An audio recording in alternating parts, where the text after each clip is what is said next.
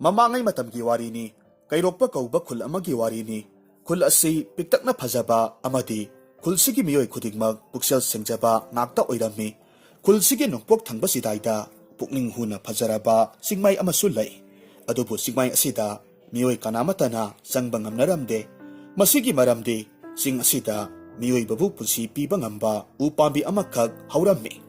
Hariba upambi asibu, tamthiraba heloi amadi hingsaba kaya marumna ngak selaga lay, masina maram oiraga, sing asida, miyoi kana amatana sangbang ngamde. Nong maginumita, miyoi kana nasu sangbang ngamde hainariba sinung asida, miyoi amakag laklammi. Adubo laibak tibadi, hariba miyoi do, hingsaba amadi heloi singna parammi. Pariba nupadu atay kana amatanatte, khulsigi khulakpa oirammi. Isingi heloi lesabi amana khulakpada hanglammi. He, karigino taibang miyoy ba nakoyna sangba yade khanglaba mafam asida hektamang sangsilakibasi karigino nahak sathoura. Khulakpadu tanikpa khonjelda hairammi madutadi tawbiganu hingsabi ay siba yamna kizay. Heloi lesabidu khara saurap tawna khulakpada hairakki. Kari, aybu hingsabi ni haiba. Aybu hingsabi ni haibadi kanana hai. Khulakpana khummi nasaktu yamna kizaye adumna yangbirakanu. Tanja aduda hingsaba amana heloi lesabiduda nuksillaga hairakki. Haha, nasaktibaduda mandana haijaribani maduda nahakna karigino aduk yamna sauribadi. Tanja asimaktada umangdubu ngak senariba ningthaudu laklammi. Umangdugi ningthaudu nongsa amana oirammi. Nongsadu lakpaduda layramliba mayamdu nongsa aduda kurumlammi. Khulakpa adusu mayamna kurumliba marak aduda yauksillammi. Nongsa aduna khulakpada yenglaga taibang mirolda hairammi. Haugatlu taibang miyoyba mafam asida kari tawba lakpano. Khulakpana khummi. He umangi athoyba ningthau. Aina mafam asida lakpagi maramdi. Aigi isa amakak layjay. Haujik yamna kanna naduna layri. Amaibi kayada yang hallure, adubu pabadi ngamdre. Kona thangda amaiba amana haibadagi, masigi sinung asida, aigi isagi anabadu, pahanba ngamba hidaktu, hawi hai, madu tizaba lakpani. Nong saning taudu wakal ngayhak tauraga, kulakpa aduda, miyoy bagi punsi piba ngamba pambi adudagi, mana amakag heklaga pirammi, kulakpa adusu nong saning tauda, tagat wahi kaya marum hairam laba matung, haraong na mayum may kay panghirammi. Matanggi numitni, kulakpa aduna miyam komduna, makutta may nampayduna, miyoy bagi punsi piba ngamba, upamidu yana bagi damag, makutta thang singjang na singba, payraga laknarammi, sing aduda hauriba, ziba panba kayabu, minung silayta na mangan ba haurakki. Singnung aduda, taibang miyoy ba kaya na, lauraga satlammi, asum lakpa na, singdugi singnung yoksilaklammi. Makoy na panakan na tirabasu, mahi mayay kan ba pambi adudi, tiba panglamde. Tasing na makiti, upambidu sing asigi luknung amada sanglaga, padjaraba mapam amakag layrami, mapam duda miyoy bagi punsi piba ngamba pambidu hauribani. Taibang miyoy ba na, kahen ba maongda taway panba singbu, wat panay ba tarok pa asidagi, tumin na layramba umang ngasibu ngakliba nung saning thong na, heloy amadi hingsaba sing aduda, taibang miyoy basing asibu, hatlo hay na yatang pirakki. Nong saning tausu, sauba na maram oiraga, ahin ba sakti sijinarakpa na, padjaraba sing amadi, sing duda lakpa, taibang miyoy basing du, may nasaktek handuna, taway manghalami. Pumnamak loirabada, umangdubo ngakliba nong saning taong na, may napungtumtum na saklaga manglaba, singtak aduda leplaga, hayrami. Uredana, nakoy, miyoy ba na tauram libase? Ngasidagi umang ngasida lakpa miyoy amata liyan na taba yade. Taibang miyoy bada minung sipok pa yade. Masi umang ngasigi sa nagadaba sa nakangnon ni. Asom na hayrami, masigi matung sahi kuntragi matung ni. May natum na sakluraba umangdu. Hanagum na amok pajan na haurakki. Taway panda ziba amadi upalwapal kayasu haraw na sanari. Taibang miyoy basu amok hanna mapamsida lakidre. Yaning tagi matam ni singnung aduda hauriba makal kayagi haylay amadi upalwapal singdu magi matam laklabada nung siraba laynam kaya marum tadoraklammi. Matamasida sauraba sana khongnang amagi mathakta tumlaga leiramba heloi lesabi amakhak mitkap thoraklammi heloi lesabi tu ki maming kebi sana kaurammi kebi sana tumba hagwatuna masinda nokphet tongna soli yening thasi asum lengdana leirabadi kayada nungai gadabano madusu yaroine naken tha leiramdrabadi yening thasi magun hanthakini asumna hairaga sana khongnang dudagi paitharaklammi kebi sana na nungsi na loinaba kai masa amasu leirammi kai masa du kebi sana na pamlaga umangduda sinba thungna chatlaga sanarammi mayol chongba nangtraba upal singbu kebi sana gi mahai sizinaduna mayol chonghalammi kebi sana gi asigumlaba thojal asida singnung sida leiriba thawai panba jiba singna mabu luna sana taurammi kebi sana da luna tawba matawsi uraga umangduda leiriba atai heloi singna kalakpa phaurammi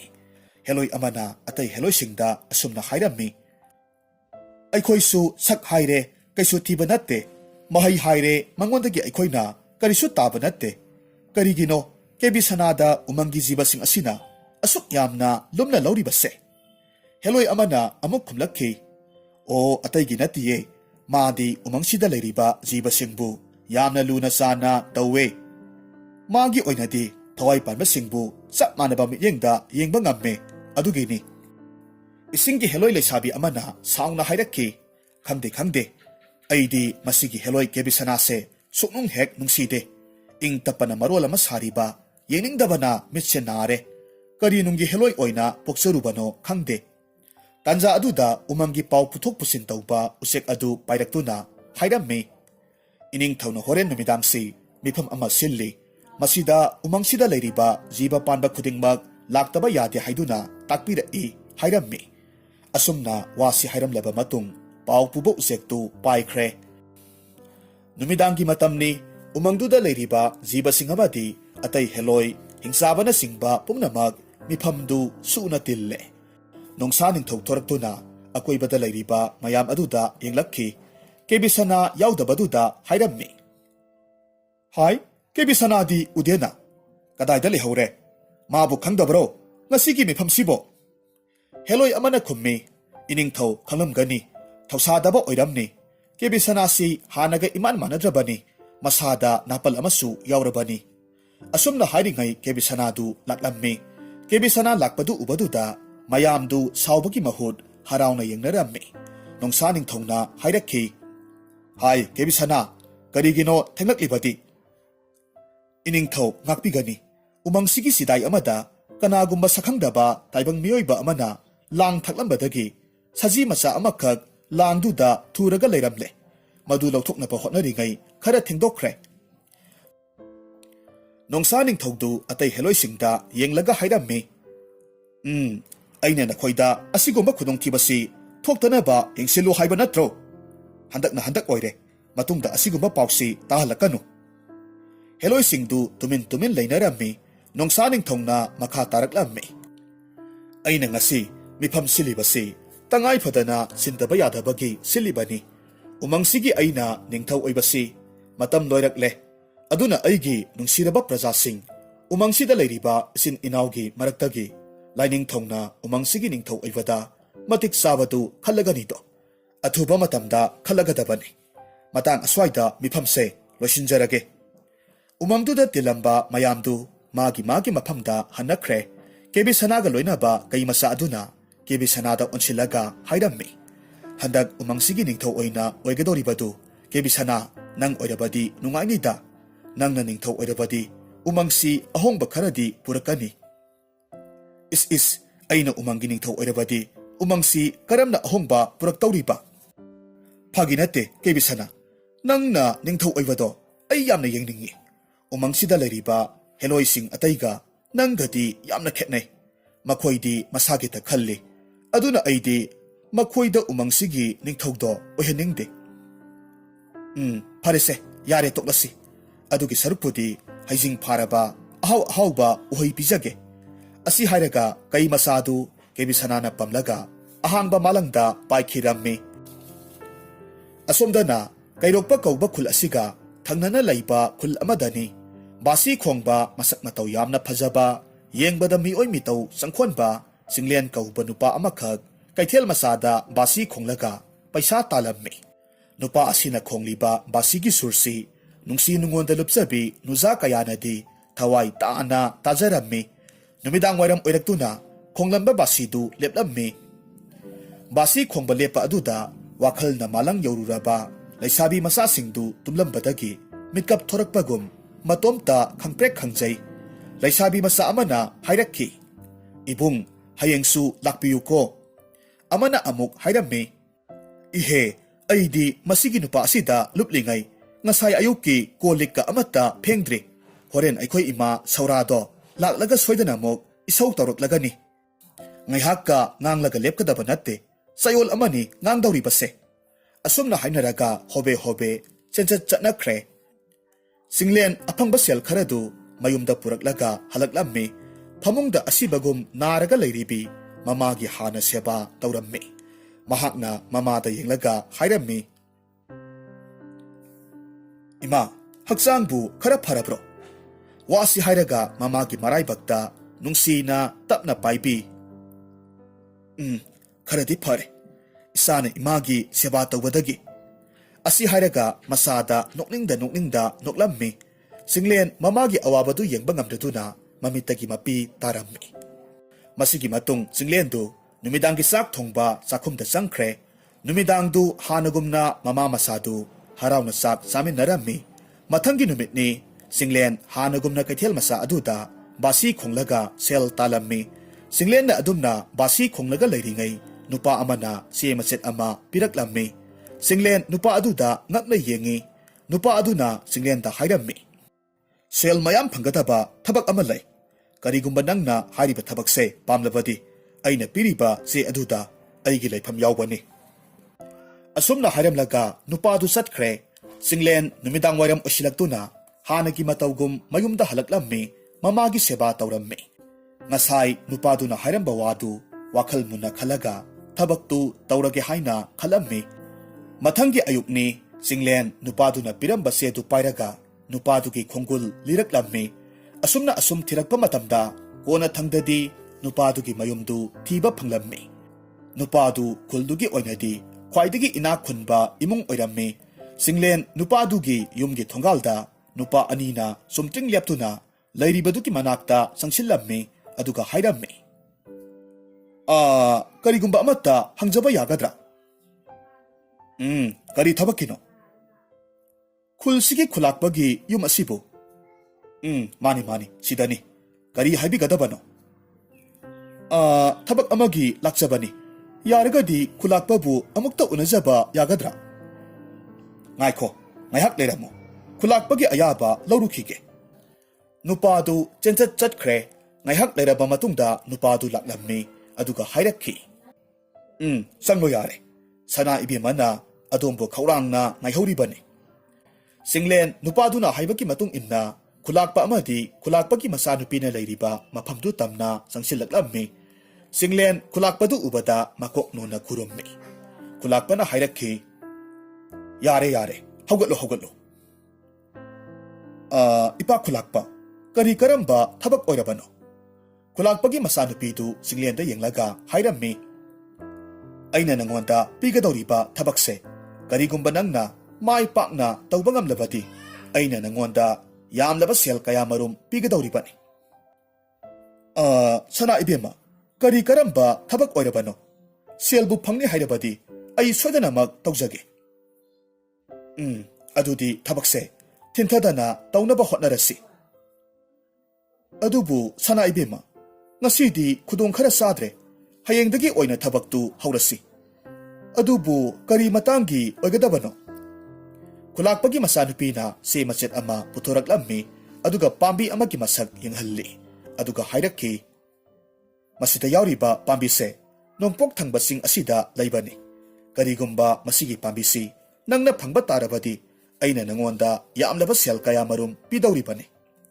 khulakpana hairakki pare adudi hayangse sohellagum siko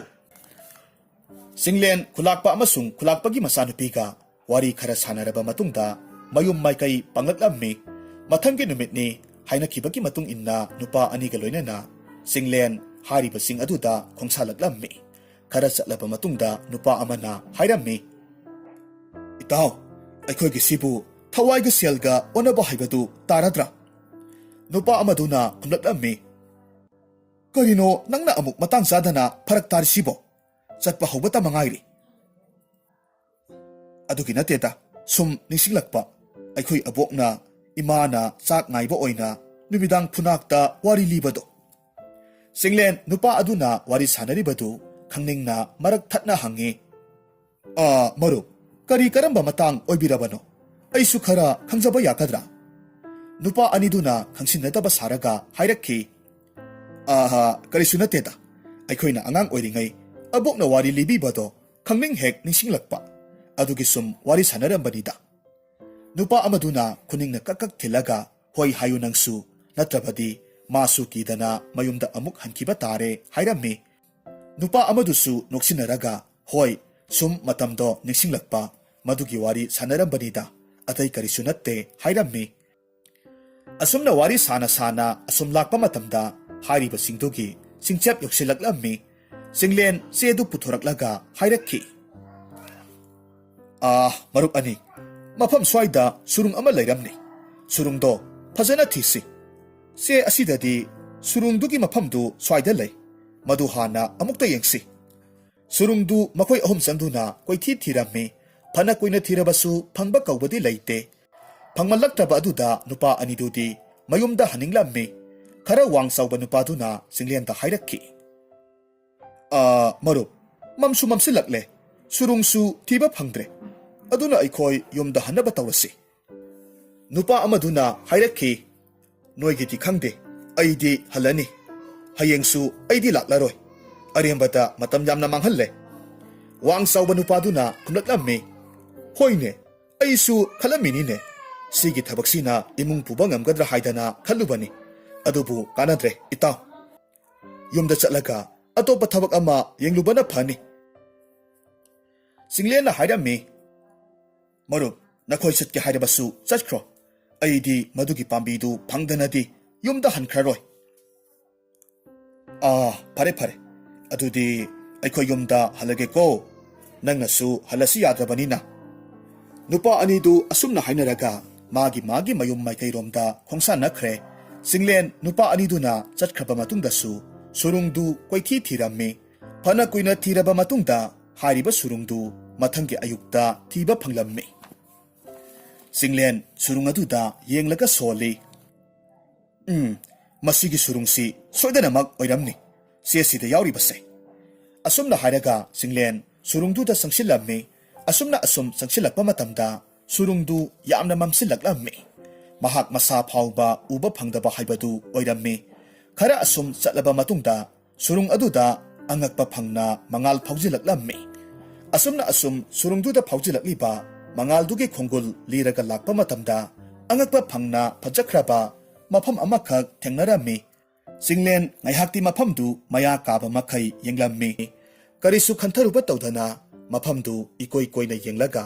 singnung aduda changchilaklammi singlen amukta udriba sa kaya masu masinjak saraga leiba thengnarammi sa sing aduna singlen ubaduda khongduna mamai takhatlaga chenakhre singlen sa sing aduna senkhibadu karisu khalluba tawdana magi chatpham thokpa adumak chatlammi असोमदना उमंगदुगी सा मयाम अदुना खोंगदुना सेलकपदुदा उमंगदुदा लैरिबा हेलोय अमदी अतै लयाम सिंग अदुना करी तौबा यावरबा जानो खंदुना मखोय मसेल वारी सानरामि हेलोय अमना हाइरामि सा सिंगसी नहान मखैदी असुमना तौदबनी कैदौरबा जानो ताइवंग मीगा मफमसिदा लाक्लबा जातला हेलोय अमना अमुक हमलम्मि अदुने ऐसु खलमलिबसे ताइबंग मियोइबगा लाक्लबा जातला ममांगदा थोखिबा लान अदुदगिदी अैखोइगी सासिंगसे ताइबंग मियोइबा उबा याद्रबनी अदुना कानादे इतासा मफमसिदा करी लै हाइबदु अमुक्ता हाना थिदोक्लुसी असुमना हाइनरगा नोंथक्ता पाइखलक्लम्मी करी लैबगे हाइबदु थीबा हौरक्लम्मी असोमदना सिंगलेंदु लमसांग लाक्पगी वारदुना उखा अमदा फमलम्मी नाकंदा यबलिबा बासीदु लौथुक्लम्मी अदुगा थवाई ताना खोंबा हौरक्खी सिंगलेना लैरिबा अदुवाइदा irap laptana kebisanasu magi kai masa aduga loinana sanaraga leirami khanghaudana basiki makhol tarak patuda makhol duki maikai romda laklammi taibang miyoiba amana sauraba u amagi makhada phamlaga karigumba posak amana nungsiraba khonjel amaga loinana leibadu kebisana amadi kai masa makhoi anina asongba mongsong amagi marumdagi urammi kebisana na hairammi masigi taibang miyoibana pariba asibu mamangai matamda taibang miyoibana sizinaramba heloi phabagi laiwadubu oiraba zatla soidanamak oiramba taye mana khongliba makol asina aigi pukning wakhalse mawon olhalle adunadi masigi taibang miyoibase kihallaga hektamak hatlage kebisana wasi hairamlaga akiba saktam amagi pibam lauduna basi khonglaga leiriba siglenbu tunglomdagi khangprek khanghalammi singlensu adumna tawrakani khaludabana kiman kibana masadu thukat khiduna wakhal manglaga leimaida takhre tanja aduda nasai nongthakta pairaga lakpa heloi singadu kebi sanana leiriba mafam aduda pasilaklammi adubu kebi sanana yamna hai singna singlenbu mongsong amada losillammi matamaduda heloi amana hairakhi kebi sana mafam swaida taibang miga lakpagi sahumga phangbra kebisana na karisu khangdaba saraga khumlakhi aina leiriba mafam swaidadi taibang miyoiba amata lakpagi sahum phangde phare adudi adubu nahak kharadi seksina layuko aikhoisu atai mafam singda khudong thiba yaba kari leibage haibado amukta yengluge asumna hairamlaga heloi singdu mafam dudagi pairaga chatkhre kai masa aduna makhoigi marolda kebisanada asumna hairammi kebisana karino nangna oidaba nganglibadi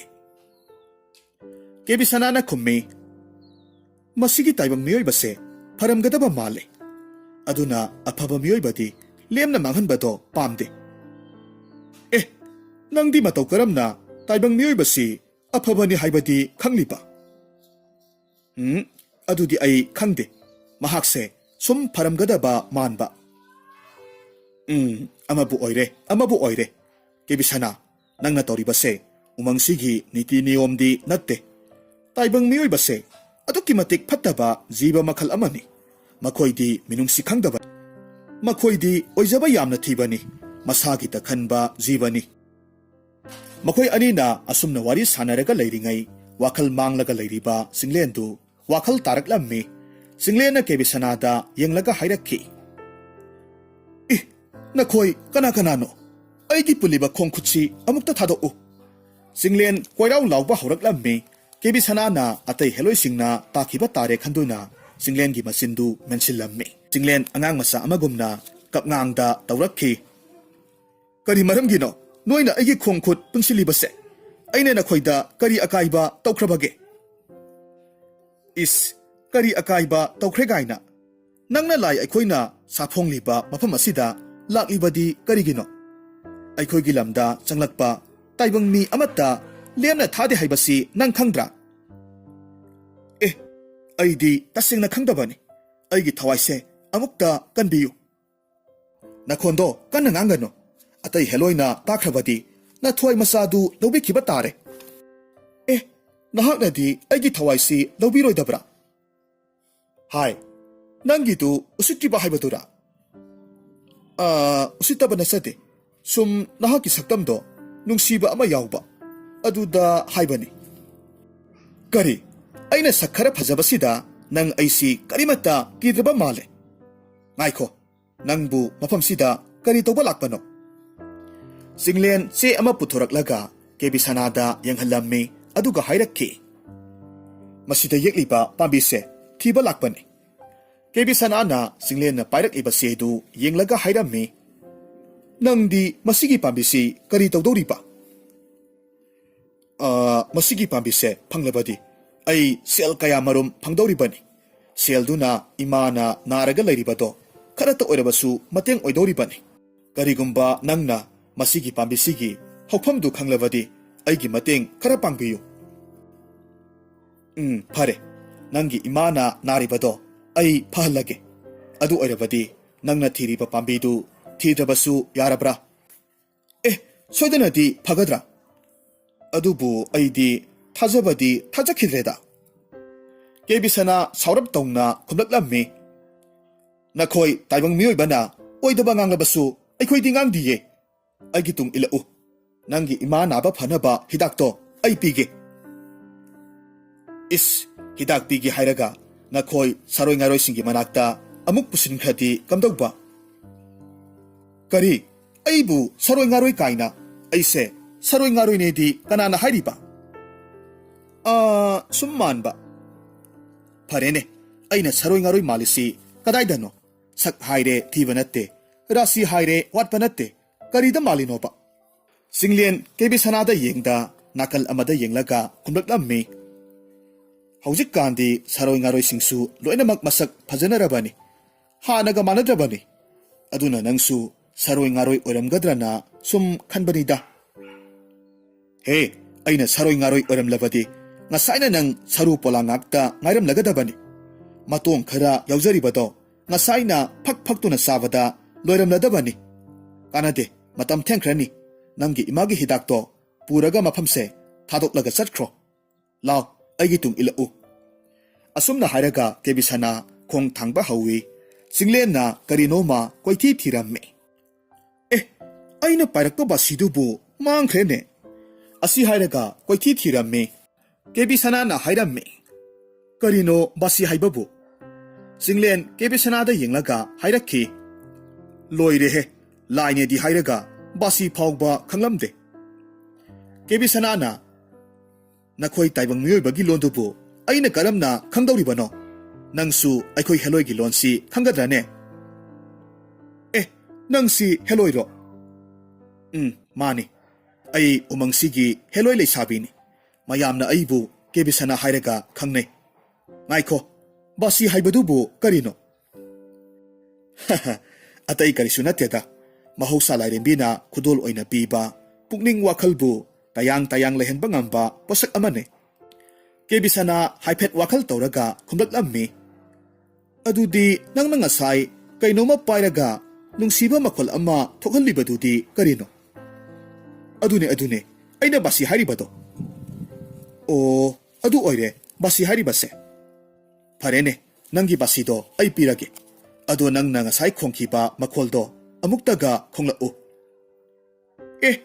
nangdi aigi basidu karigi losiliba kebisana ikairap tongna khulaklammi ngasai nangna basi khongbado aidi ai phanaba laiwa mantra oina khallure adugi aina basido nang wakhal laklabadi aibu phakhrani khanbadagi losinbani saunuko aina khangdabagini wasi hairaga basidu singlenda pirammi singlen basidu lauraga nangsi atai heloiga manadaba mali asumna hairakhi kebisana na khummi pharese nangna ngasai khongkiba basigi makholdo amukta khonglau ai amukta tage nangi basigi nungsiba makholdo hairammi masidagi singlen momon noklaga basi khongi kebisana su thawai tana tarammi amuk su singlenda nungsina yengi singlen basidu ngai hak khonglaba matungda hairakhi yaradra kebisana singlenda yenglaga mondrang sanarambadu leplaga hairakhi warabro adugi nateta matamse thengjilakle yumda hanba thenglani imana aibu ngairaga leiramlani adugi haibane adugi oire adudi aigi tung ilau masidagi di kebisana amadi singlen miyoibagi punsi piba ngamba pambidugi manak tamna laklamme singlen gi mamana nariba lainadu phanabagi damak hidak siamlaga singlen da pirakhi kebisana na hairammi masina nangi imagi anabado soidanamak phahanba ngamni singlen kebisana na pirakliba hidaktu harauna lauraga thagat wahi kaya marum hairamlaba matung mayum maikai panghirammi kebisana singlen na chatkibadu nungsina yenglaga lehaurammi kebisana singlen bu ngai hak yenglaba matung magi leiphamda halaklammi mahakna magi leiphamda amuk halakpa matamdadi singnung aduda leiriba heloi amadi hingsaba atai lai makhai irang langduna lainarammi kebisana na mamanabi heloi amada hanglammi kethabi ngasi sibu kari leibage singnung si irang langliba sibo Karino kebisana ngasise umangi anauba ningtho ama khangani haibado nang tadro wasi hairamlaga kethabi mayam satnariba lambi adomda chatkhre kebisana su kethabi ki matung inaraklammi asum lakpana miyoi bagi punsi piba ngamba sauraba upambi dugi makhongda umangsigi sanga heloi atai layamna singba mayam pumnamak tilammi ngaihak leiraba matungda kai ningthaudu mayam mamangda thoraklammi kai ningthau ubaduda leiramliba mayamdu khurumlammi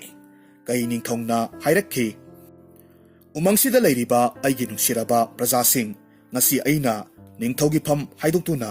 anauba ningthau ama sinbagi thoram asida lengbirakliba prajasing pumnamak ikai khumnaba uchari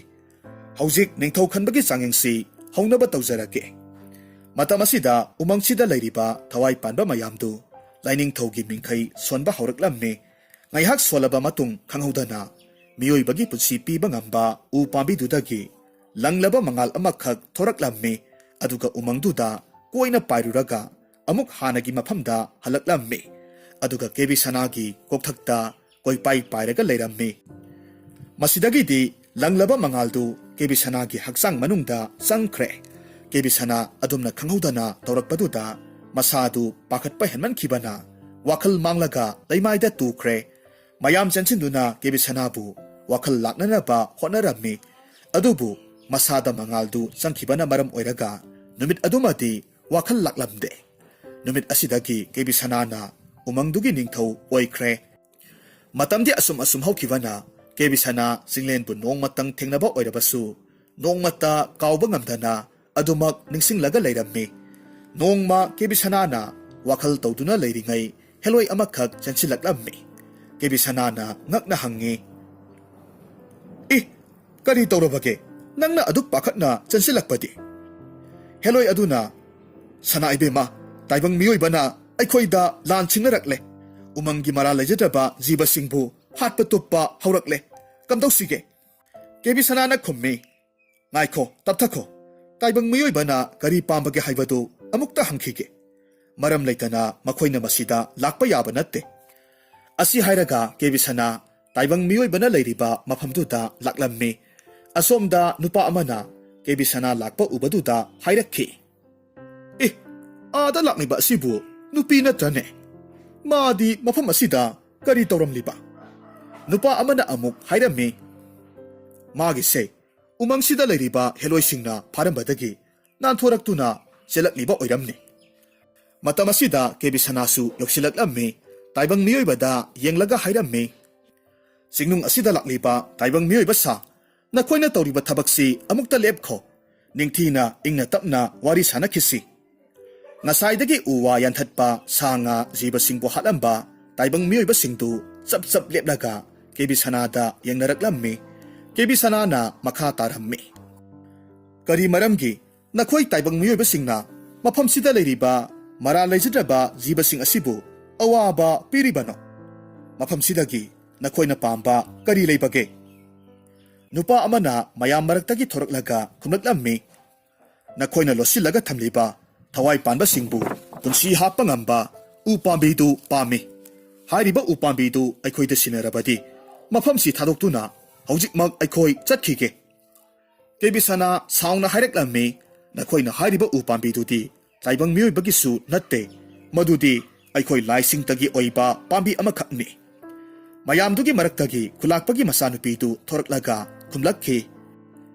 adudi nahakna taibang miyoibagi su natte hairi aduga karigi singlen kauba oidaba ngangba taibang miyoiba amada piraklibaduna karigi mafam asida aikhoina pamliba pambidu lei haibase madugi oidaba ngangba singlen haibaduna hairakpani tasengbadi makhoina hariba mayamdu oidaba samjin sajinba ngakta oirammi singlendi tonganba khul amadagini haibase kebi sananadi khangjaba natte khulakpagi masanupi na hariba mayamdu thajaraduna kebi sanadu ningba kairammi kebi sana milu anidagi thingba ngamdraba pirang kaya marum sintharaklammi singlenbu nungsijaruba oibana kebi sanagi asonba oirammi tawriba matong mayamsi singlendi karisu khanglamde kebi sana thamoi kaiba henman khibana apha phata khantaba tawdana khudakta maigi nunglei ama semduna umangsida ꯆꯪꯂꯛꯂꯤꯕ ꯇꯥꯏꯕꯪ ꯃꯤꯑꯣꯏꯕꯁꯤꯡꯕꯨ ꯆꯩꯕꯤ ꯆꯩꯊꯦꯡ ꯄꯤꯕ ꯍꯧꯔꯛꯂꯝꯃꯤ꯫ ꯀꯦꯕꯤ ꯁꯅꯥꯒꯤ ꯑꯁꯤꯒꯨꯝꯂꯕ ꯁꯛꯐꯝꯁꯤ ꯎꯕꯗꯨꯗ ꯆꯤꯡꯅꯨꯡꯁꯤꯗ ꯂꯥꯛꯂꯤꯕ ꯃꯈꯣꯏ ꯃꯌꯥꯝꯗꯨ ꯃꯥꯏꯀꯩ ꯁꯂꯥꯏ ꯈꯪꯗꯅ ꯀꯥꯏꯗꯨꯅ ꯆꯦꯟꯕ ꯍꯧꯅꯔꯛꯂꯝꯃꯤ꯫ ꯀꯦꯕꯤ ꯁꯅꯥꯁꯨ ꯆꯦꯟꯈ꯭ꯔꯤꯕ ꯇꯥꯏꯕꯪ ꯃꯤꯑꯣꯏꯕꯁꯤꯡ ꯑꯗꯨꯕꯨ ꯇꯥꯟꯅꯕ ꯂꯦꯞꯂꯝꯗꯦ꯫ ꯑꯁꯨꯝ ꯇꯥꯟꯅꯔꯛꯄ ꯑꯁꯤꯗ ꯃꯔꯝ ꯂꯣꯏꯔꯕ ꯃꯇꯨꯡ ꯇꯥꯏꯕꯪ ꯃꯤꯑꯣꯏꯕꯅ ꯈꯨꯟꯗꯥꯔꯤꯕ ꯈꯨꯜ ꯌꯧꯁꯤꯜꯂꯛꯂꯝꯃꯤ꯫ ꯈꯨꯜ ꯑꯗꯨꯗ ꯂꯩꯔꯤꯕ ꯃꯤꯌꯥꯝ ꯑꯃꯗꯤ ꯁꯥ ꯉꯥ ꯊꯋꯥꯏ ꯄꯥꯟꯕ ꯖꯤꯕ ꯀꯌꯥꯁꯨ ꯊꯋꯥꯏ ꯍꯤꯡꯅꯅꯕ ꯃꯥꯏꯀꯩ ꯈꯪꯗꯅ ꯆꯦꯟꯅꯔꯝꯃꯤ꯫ ꯇꯁꯦꯡꯕꯗꯤ ꯀꯦꯕꯤ ꯁꯅꯥꯅ ꯊꯃꯣꯏ ꯀꯥꯏꯕꯅ ꯃꯔꯝ ꯑꯣꯏꯔꯒ ꯇꯥꯏꯅꯐꯝ ꯈꯪꯗꯕꯗꯒꯤ ꯊꯧꯗꯣꯛꯁꯤ ꯊꯣꯛꯂꯤꯕꯅꯤ꯫ ꯆꯤꯡꯂꯦꯟꯅ ꯃꯉꯣꯟꯗ ꯆꯥꯎꯅ ꯃꯤꯅꯝ ꯂꯦꯛꯍꯟꯕꯗꯒꯤ ꯑꯁꯤꯒꯨꯝꯕ ꯃꯌꯥꯝꯁꯤ ꯊꯣꯛꯈꯤꯕ ꯑꯣꯏꯔꯝꯃꯤ꯫ ꯀꯅꯥꯒꯨꯝꯕ ꯂꯥꯏ ꯑꯃꯠꯇꯅ ꯀꯦꯕꯤ ꯁꯅꯥꯒꯤ ꯑꯁꯥꯎꯕꯁꯤ ꯊꯤꯡꯕ ꯉꯝꯂꯝꯗꯦ꯫ ꯀꯦꯕꯤ ꯁꯅꯥ ꯇꯥꯏꯕꯪ ꯃꯤꯑꯣꯏꯕꯒꯤ ꯈꯨꯜ ꯑꯃ ꯄꯨꯡꯇꯨꯝ ꯇꯨꯝꯅ ꯃꯥꯡꯍꯜꯂꯝꯂꯕ ꯃꯇꯨꯡ ꯑꯇꯣꯞꯄ ꯈꯨꯜ ꯑꯃꯗ ꯑꯃꯨꯛ ꯃꯥꯒꯤ ꯃꯩꯒꯤ ꯅꯣꯡꯂꯩꯗꯨ ꯄꯨꯔꯒ ꯂꯥꯛꯂꯝꯃꯤ꯫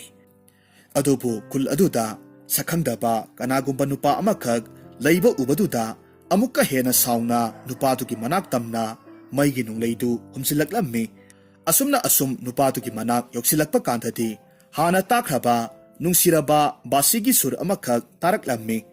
ꯀꯦꯕꯤ ꯁꯅꯥ ꯕꯥꯁꯤ ꯈꯣꯡꯂꯤꯕ ꯇꯥꯏꯕꯪ ꯃꯤꯑꯣꯏꯕꯗꯨ ꯃꯨꯟꯅ ꯌꯦꯡꯂꯨꯕ ꯀꯥꯟꯗꯗꯤ ꯆꯤꯡꯂꯦꯟ ꯑꯣꯏꯔꯝꯃꯤ꯫ ꯆꯤꯡꯂꯦꯟ ꯎꯕꯗ ꯑꯁꯥꯎꯕ ꯄꯨꯝꯅꯃꯛ ꯈꯨꯗꯛꯇ ꯐꯈꯤꯔꯝꯃꯤ꯫ ꯑꯉꯛꯄꯅꯤ, ꯅꯨꯡꯁꯤꯕꯒꯤ ꯃꯐꯝꯗꯗꯤ ꯄꯨꯝꯅꯃꯛ ꯃꯥꯏꯊꯤꯕꯅꯤ, ꯑꯔꯦꯝꯕꯅꯤ ꯍꯥꯏꯕꯗꯨꯅꯤ꯫ ꯀꯦꯕꯤ ꯁꯅꯥ ꯋꯥꯈꯜ ꯃꯥꯡꯂꯒ ꯂꯩꯃꯥꯏꯗ ꯇꯥꯈ꯭ꯔꯦ꯫ ꯆꯤꯡꯂꯦꯟ ꯀꯦꯕꯤ ꯁꯅꯥꯅ ꯋꯥꯈꯜ ꯃꯥꯡꯂꯒ ꯇꯥꯔꯒ ꯂꯩꯕꯗꯨ ꯎꯕꯗꯨꯗ ꯆꯦꯟꯁꯤꯜꯂꯛꯂꯝꯃꯤ ꯑꯗꯨꯒ ꯀꯧꯔꯝꯃꯤ꯫ ꯀꯦꯕꯤ ꯁꯅꯥ, ꯁꯦ ꯃꯤꯠꯇꯨ ꯑꯃꯨꯛꯇ ꯄꯥꯡꯉꯨ, ꯑꯩꯅ ꯀꯧꯔꯤꯕꯁꯤ ꯇꯥꯔꯕꯗꯤ ꯃꯤꯠꯇꯨ ꯄꯥꯡꯂꯛꯑꯣ꯫ ꯀꯦꯕꯤ ꯁꯅꯥ ꯑꯁꯤꯕ ꯑꯃꯒꯨꯝꯅ ꯆꯤꯡꯂꯦꯟꯒꯤ ꯇꯝꯄꯥꯛꯇ ꯇꯥꯔꯒ ꯂꯩꯔꯝꯃꯤ꯫ ꯆꯤꯡꯂꯦꯟ ꯀꯦꯕꯤ ꯁꯅꯥꯕꯨ ꯅꯨꯡꯁꯤꯅ ꯀꯣꯟꯈꯠꯄꯤꯔꯒ ꯍꯥꯏꯔꯝꯃꯤ, ꯀꯔꯤꯅꯣ ꯅꯪꯅ ꯉꯁꯤ ꯑꯩꯒꯤ ꯃꯤꯠꯃꯥꯡꯗ ꯇꯧꯔꯝꯂꯤꯕ ꯃꯇꯧ ꯑꯁꯤꯕꯨ? ꯀꯦꯕꯤ ꯁꯅꯥ, ꯅꯪ ꯑꯩꯅ ꯀꯧꯔꯤꯕꯁꯤ ꯈꯨꯝꯂꯔꯣꯏꯗꯕ꯭ꯔꯥ? ꯅꯪ ꯑꯩꯕꯨ ꯅꯨꯡꯁꯤꯗ꯭ꯔꯕꯔꯥ? ꯅꯪꯅ ꯄꯥꯝꯖꯕ ꯕꯥꯁꯤꯒꯤ ꯁꯨꯔꯗꯨ ꯑꯩ ꯈꯣꯡꯒꯦ꯫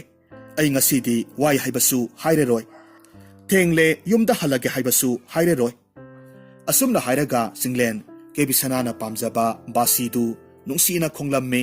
ꯑꯗꯨꯕꯨ ꯀꯦꯕꯤ ꯁꯅꯥꯗꯤ ꯑꯃꯨꯛ ꯍꯟꯅ ꯃꯃꯤꯠ ꯄꯥꯡꯂꯛꯈꯤꯗ꯭ꯔꯦ꯫ ꯀꯦꯕꯤ ꯁꯅꯥꯒꯤ ꯃꯁꯥꯗꯨ ꯈꯪꯍꯧꯗꯅ ꯂꯩꯅꯥ ꯑꯣꯟꯈꯤꯗꯨꯅ ꯑꯍꯥꯡꯕ ꯃꯥꯂꯪꯗ ꯄꯥꯏꯈꯠꯈꯤꯔꯝꯃꯤ꯫ ꯆꯤꯡꯂꯦꯟ ꯊꯃꯣꯏ ꯁꯣꯛꯅ ꯀꯞꯂꯝꯃꯤ꯫ ꯑꯁꯣꯝꯗꯅ ꯀꯝꯗꯧꯔꯤ? ꯈꯨꯂꯥꯛꯄ ꯑꯃꯗꯤ ꯈꯨꯂꯥꯛꯄꯒꯤ ꯃꯆꯥꯅꯨꯄꯤ, ꯃꯈꯣꯏ ꯑꯅꯤꯅ ꯇꯧꯔꯤꯕꯁꯤꯡꯗꯨ ꯈꯨꯜ ꯃꯤꯌꯥꯝꯅ ꯈꯪꯂꯛꯄꯗꯒꯤ ꯈꯨꯜꯗꯨꯗꯒꯤ ꯃꯤꯌꯥꯝ ꯄꯨꯟꯗꯨꯅ ꯃꯔꯥꯜꯒꯤ ꯆꯩꯔꯥꯛ ꯑꯣꯏꯅ ꯃꯄꯨꯟꯁꯤ ꯆꯨꯞꯄ ꯈꯨꯜꯗꯨꯗꯒꯤ ꯇꯥꯟꯊꯣꯛꯈꯤꯔꯝꯃꯤ꯫